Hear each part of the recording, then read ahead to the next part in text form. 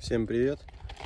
Расскажу про распространенную поломку во многих электромобилях. Кажется, что это подвеска стучит очень сильно или рулевая рейка.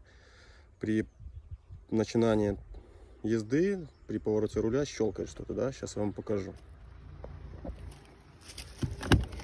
Открываем водительскую дверь. Находим рулевой вал, вернее кардан. Вот смотрите, сверху есть карданчик, его держит один болт. Не знаю, видно, не видно. Также есть снизу. Вот долазим